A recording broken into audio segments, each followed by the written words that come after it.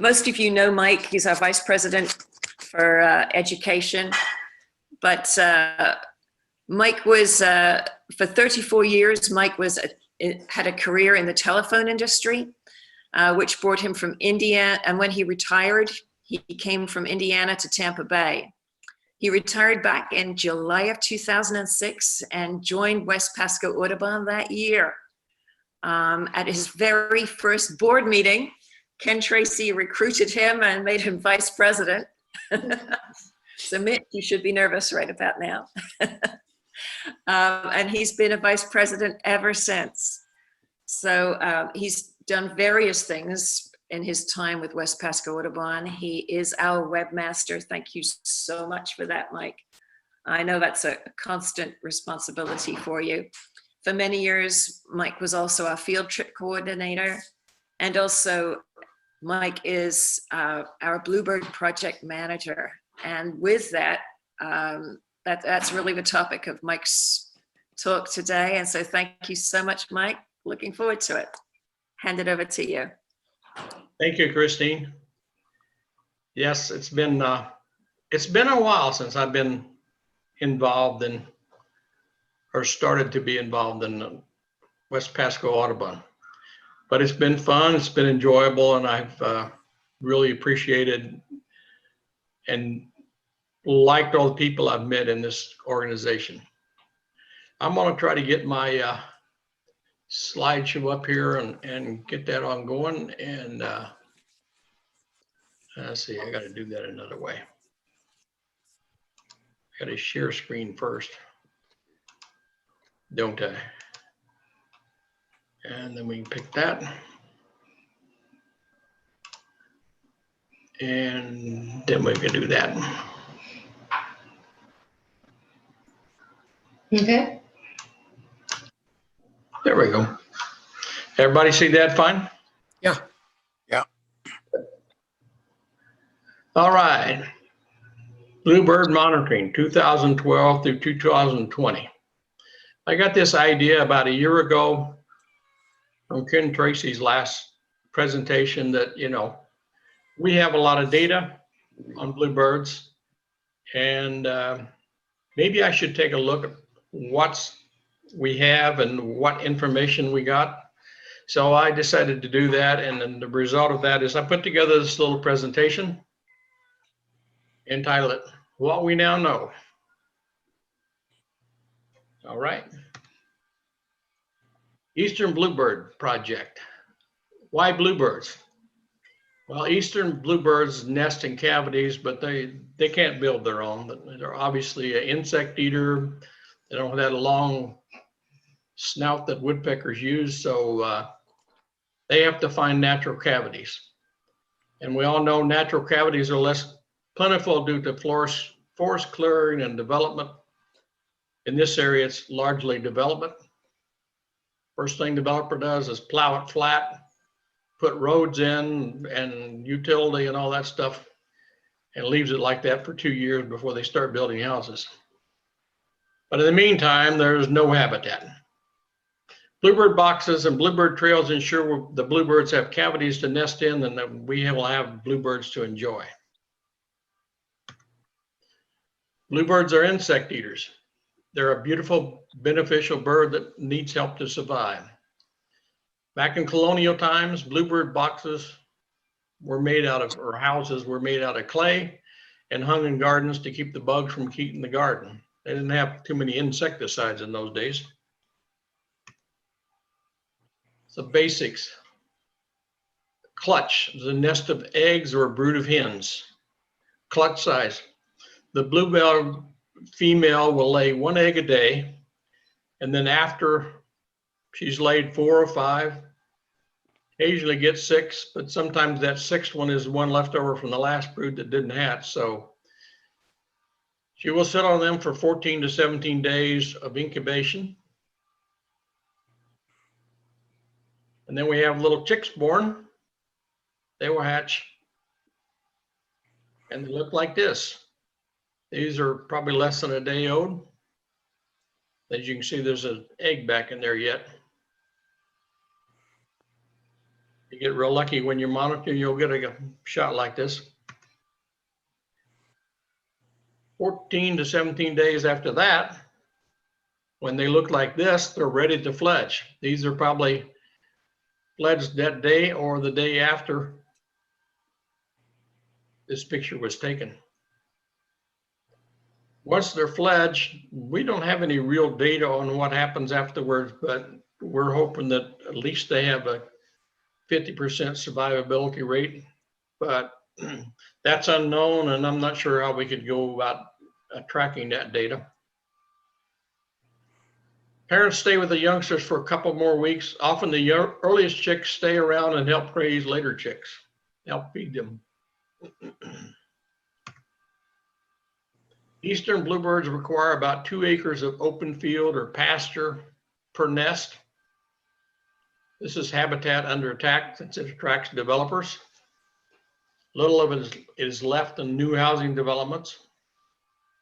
In JB Starkey, we have a lot of open land in front of the park, but budget constraints have restricted mowing, and dog fennel has taken over and shades out the grass underneath. Bluebirds do not like southern St. Augustine lawns. The grass is too deep and dense. And then the other part of it is we get treated with pesticides so they can keep those grass lawns pretty and green. The original 12 bluebird boxes were placed in Starkey Park in 2009 by Ken Tracy. In May of 2020, our chapter was looking for a conservation project. We decided monitoring these boxes would be a good project.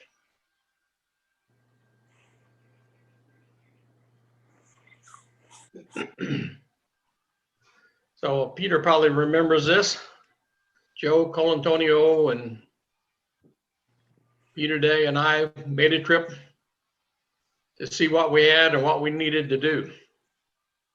We found what was left of 11 boxes. A couple of boxes had fallen apart, but then we did find 2 active nests. One of those completed, one of them did not. Of all but 3 of the boxes needed some kind of attention. A lot of them was small, minor stuff, but it just goes to prove you need to keep after boxes, keep them up and healthy.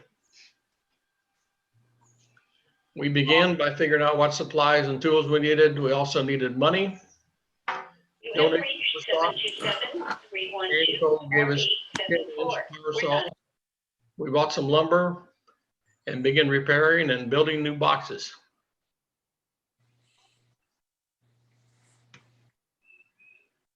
By 2013, we had 25 boxes up and counted 67 successful bluebird fledges that year. Productivity was 2.68 fledges per box. Currently, we have bluebird boxes in Arapika Preserve, Veterans Park, Trinity College, and Hartwood Preserve. In 2020, we added Jack Mitchell Park, and Mitch Dormant became the monitor for that spot. A 3rd box was installed at Seven Springs Golf Course in 2020, in addition to 2 that we already had. Unfortunately, I didn't realize that was a mockingbird spot, and he likes to use it as a post. But we didn't have any activity this year. Monitors were recruited, and we are asking them to send in weekly reports to the project chairman. Reports and data are kept online in West Pasco Audubon website. A page was added for each box, and the reports are kept there. This is an old report back in 13. You can see a simple report,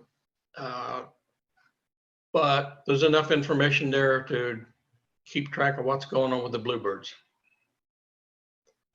If anybody's wondering how to get there, go to Conservation Bluebird Project, and you get to that page, there's a icon that says Blue Box Data or Bird Box Data.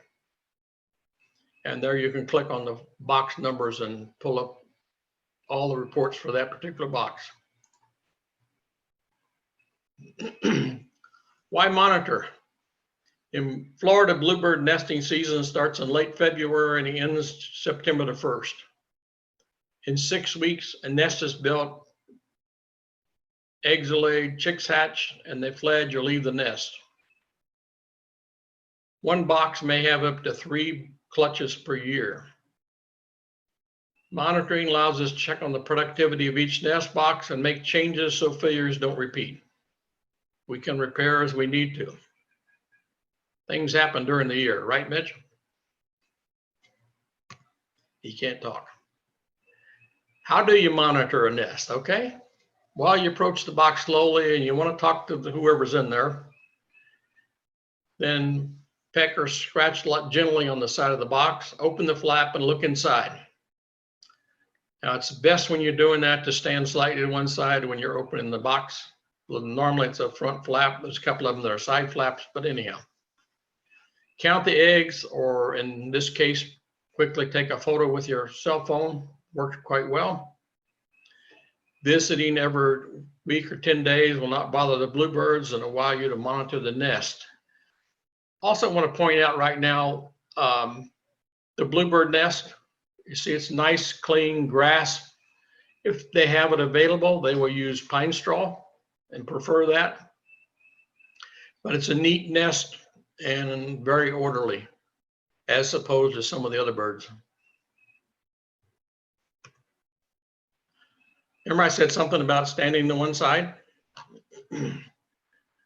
This was shot by Joe Colantonio, and this happened more than once to him out in Starkey Park. This is a good old Florida corn snake. They're harmless. I wouldn't say harmless, but they make good pets. They're non-poisonous, but they do like bluebird eggs. So where we've had trouble with the corn snake, we've wrapped some metal stovepipe around the post, so it makes it difficult for them to get up. And it seems to have worked quite well, because that took care of the problems where we needed it. Snakes, crows, raccoons like to eat the eggs. Fire ants can invade a nest and drive off parents and create a hole in the eggs and eat its contents. Wouldn't think that of a little bitty thing like that, but they do it. Hawks will attack the parents and fledglings, and occasionally one of the parents gets picked off and the nest fails. The box in picture is at Arapika Preserve. These boxes, we had a total of 24 of them donated by Louis Nipper. And there's 3 there, and there's 3 at Veterans Park, and 4 on the Bird Trail, and others scattered around various places. He guaranteed them for 50 years, but at the time, Mr. Nipper was 80 years old. Tepta titmice use the boxes. Up north in the continental, where the tree swallows nest, they share the boxes. All native species are welcome to use the box. If you're in an urban area inside the city, you're probably going to be invaded by house sparrows.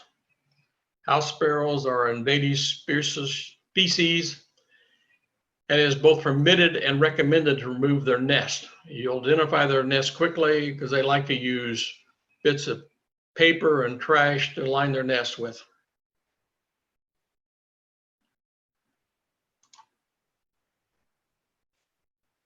Carolina chickadees like to use the boxes, but because the entrance hole is larger than what they need, they often get chased out by either bluebirds or titmouse.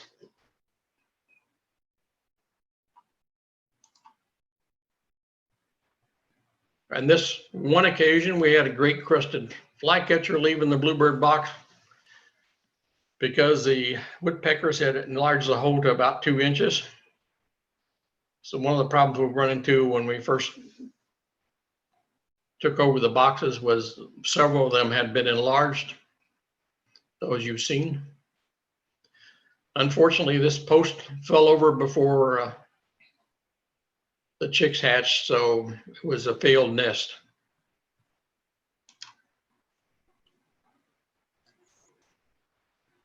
Eastern bluebirds do not like boxes on trees. 2 of Ken's original boxes had been placed on trees. These 2 boxes were clean inside, no nest material 2 years later. All the other boxes had multiple layers of nests. The box on the tree near the front gate, which is a new front parking lot, the present box number 1, was moved to a post and has become a very popular box with the bluebirds. And on your right, you see a tufted titmouse nest. They like to use a lot of palmetto husk in their nests, as you can see here. Give you some idea what their nests look like, and looks like they also use some leaves in there. Speckled eggs. Unless there are problems, nests are removed only after the season is over in September the 1st. This is the Florida Wildlife Commission recommendation. Don't bother them during the year. Major repairs are done after the end of the season and completed by March the 1st. Well, this is a pretty little guy that Christine got a photo of.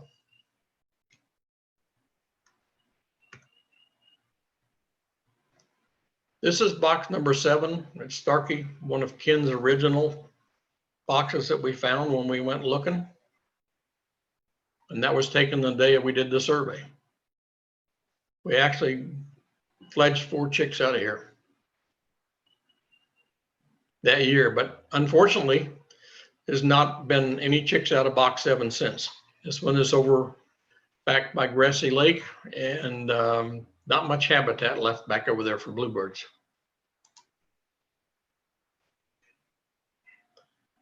As you can see, this is an enlarged front hole. The problem being that that particular piece of wood, if you take it out, you just basically got to disassemble the box. I kept that one around for reasons of making, for reasons of making more. Of course, with a larger hole, larger birds can get in and out of the nest. Crows can get in there pretty far with their necks, etc.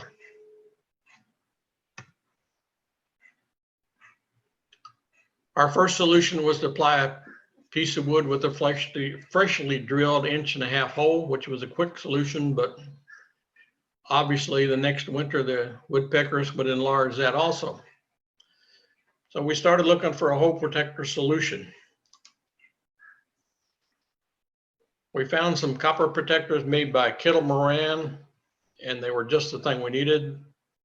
They're not particularly cheap, but they do last, and they do last a number of years. Copper doesn't rust. This is box number 2 over at 7 Springs, which I just replaced in December. And this is the latest design. We've added 2 inches to the front. Pretty nice looking box, I think. But I might be prejudiced. 8 years of monitoring, we've fledged over 654 eastern bluebirds, 40 tufted titmouse, 28 Carolina chickadees. We've also learned a great deal about the likes and dislikes of eastern bluebirds. This is one of Joanne Chamberlain's photos. Pretty little guy. I say 654 plus because I know there's a lot more of that than that got fledged. This is of the ones that we pretty much monitored. There are lots of bluebird boxes around in the county that we have sponsored, set out, and helped build, and but I don't get reports on them. Monitoring data. We started monitoring June of 2012. Like I said earlier, one box produced 4 fledglings, but we didn't start till July, so the season basically was over. Counting 2012, we have 8 years of data. So I sat down and went through all the reports, put us all these numbers in a big spreadsheet so I could figure out what was productivity, etc. This is a little bit large to read, so I've broken this down a little bit. is our first group, Starkey Park, plus the bike trail.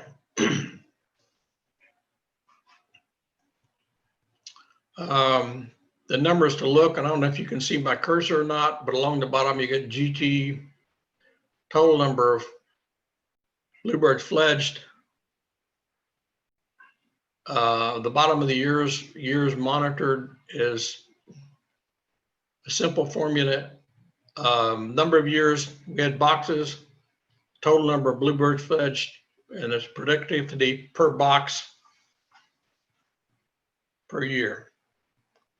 And this number is a little more realistic number. The years that we had Bluebirds in the boxes was the only ones I took, and then we come up about 1.92 Starkey Park. The Bluebird Trail is an unfinished story that goes out along the pipeline, which is the main reason for the Bluebird Trail, not the bikes. Swift Mud pays to keep that mowed. So there's a big long strip of mowed grass alongside the bike trail that makes excellent bluebird habitat. And the years we did monitor, we had pretty good productivity. But Mike Rink was my monitor, and 2016 he became a snowbird, so I lost my monitor. Haven't had anybody since. Hopefully I will have somebody this year. Interesting things we get from the data. The top 4 boxes out of the 11 that are out there produce 66% of the Bluebird fledges with a productivity of 2.78 chicks per box per year. Boxes 1, 9, and 10 produce 54% of fledges. Number 1, we told you where that's out by the front parking lot. Number 10 is down at the other end of the field. Number 9 is in the corral area, which says location, location, location. It's a habitat. All these areas are kept mowed. Productivity of all species, including the chickadees and Carolina chickadees and tufted titmouse, I should say, is 2.3 per box. Several of the boxes along Grassy Lake on the backside, number 8 has become a titmouse box only. And this year we had a minor problem. The post fell down right in the middle of the nesting season, so we didn't get anything out of it this year. They only nest once per year. We've already talked about my monitor. Joe Conatonio was our first monitor out there. Kim Rexrow took it up to this year. And I've been out with Michelle Glassy, who's going to take it over in 2021. Mike Rink started out monitoring the bike trail and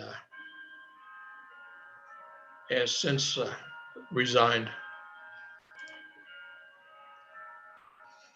Next 3 locations are Arapika Preserve, Heartwood Preserve, Sun Lake Development. Arapika is up along Arapika Road. Heartwood is the natural cemetery on Starkey Boulevard between 54 and Timber Greens? Mm-hmm. Sun Lake Development is out east on 54. Near the Publix that's out there close to 41. Arapika Preserve is a very natural setting. Zeke Eisington was the first monitor. Currently it's being monitored by Judah Zolo. Heartwood Preserve, a natural cemetery along Starkey Boulevard.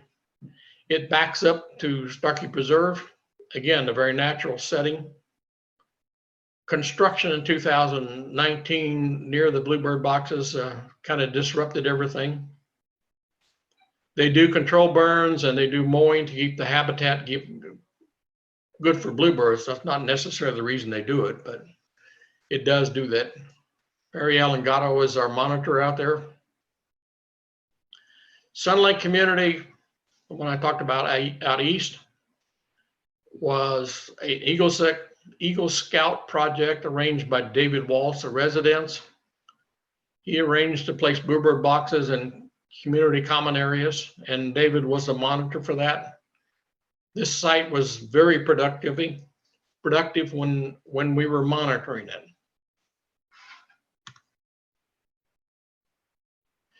Trinity College. It's off Photonic Road down south of 54. I don't know if you know, been there. It's a college campus area. 2019, they built a new building which disrupted things a little bit, but this has been a pretty productive spot. Started out with 5 boxes there and found out real quickly you can't put boxes where kids congregate at night. Trinity College, this is another one of Mary Ellen's monitoring spots. Veterans Park, Hudson. This is, I don't know if any of you have been up there or not, but it's ball diamonds, playground, tennis courts, walking trail, presence of people. And the park had contacted us about installing the boxes. Zeke was our first monitor and Judith Zolo, current monitor. Seven Springs Golf Course. Box number 1 is out on the north end next to the Anclote River. Box number 2 is halfway down the 18th fairway in the rough. And box number 3 is close to Highway 54 on the south side. Jack Mitchell Park on Lure Road. Again, baseball diamonds, soccer fields. New in 2020. Again, the park contacted us about installing boxes. Mitch was our monitor. He was new this year. The boxes were new. We had a number of problems of false starts with the Bluebirds, but it shows a lot of promise. I think get some briar out suppressor down. We'll have a little better luck this year.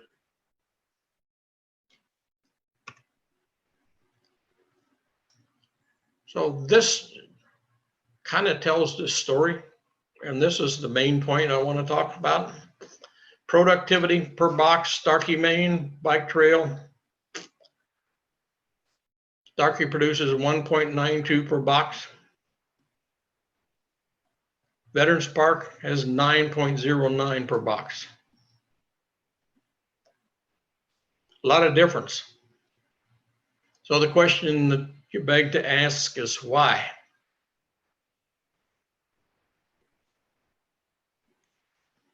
Well, if you notice, if you think about these areas, the closer they are to people, the better the productivity. Starkey Park has 11 ideal cavities in a very natural setting and still only produces 1.9 bluebirds per box per year. And most of that productivity is on the human side of the park, which is the best habitat. Unassisted in nature, bluebirds have a very uphill battle to survive. In contrast, the Veterans Park, where the boxes are along a walking path with baseball diamonds and playground, productivity is over 9 per box. Bluebirds do thrive in the presence of people. All the things that help bluebirds thrive are good for us humans also. Do your part. Install a bluebird box or donate to our project and help us keep it going. By doing so, you'll preserve a beautiful songbird. So I'll throw it back to Christine. Got questions, comments?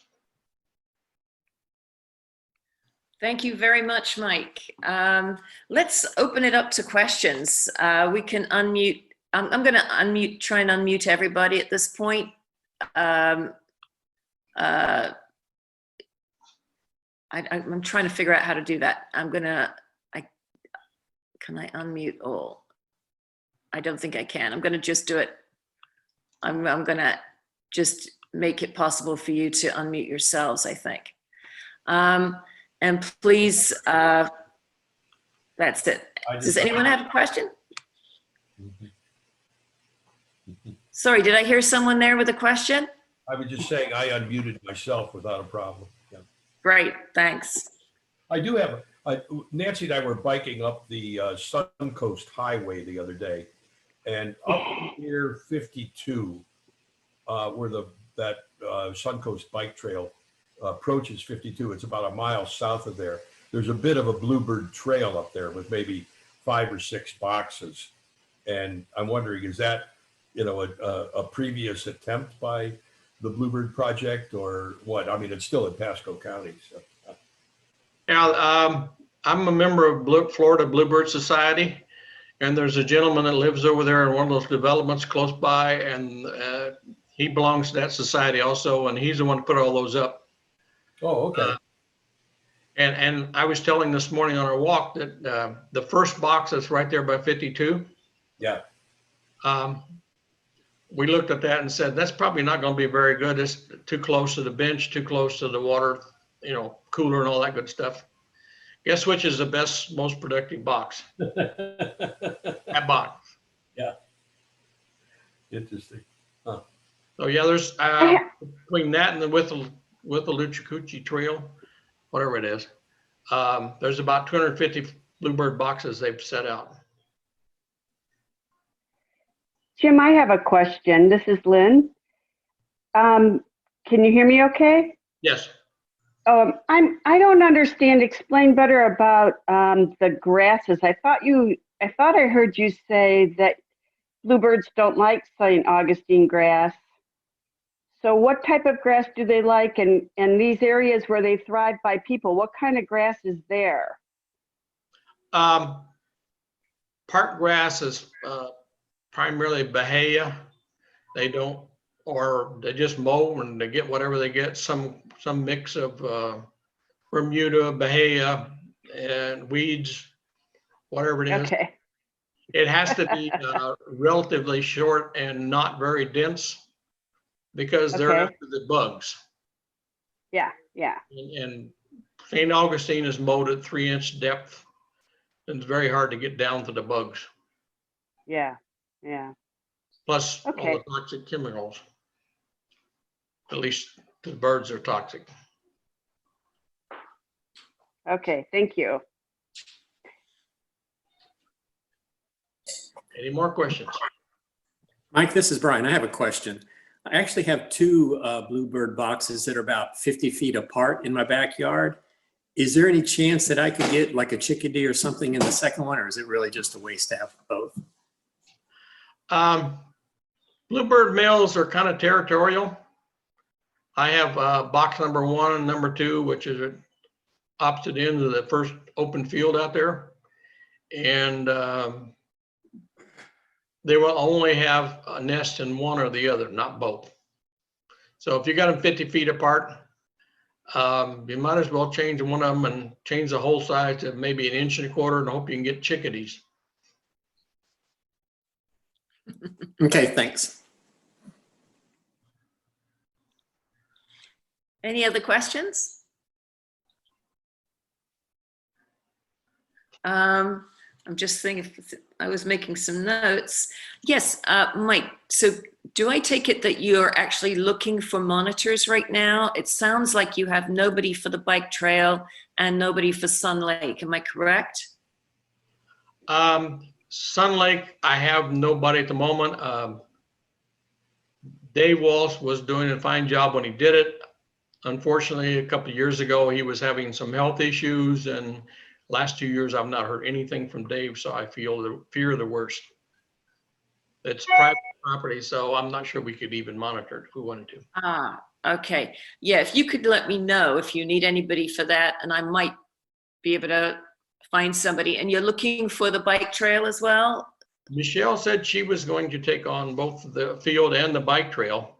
Good. She likes to ride her bike and goes out that way occasionally, so this will give her a new challenge. Excellent. Thank goodness. That's good news that she's come along. Wonderful. Thank you so much, Mike. And with that, I'll thank you all for joining.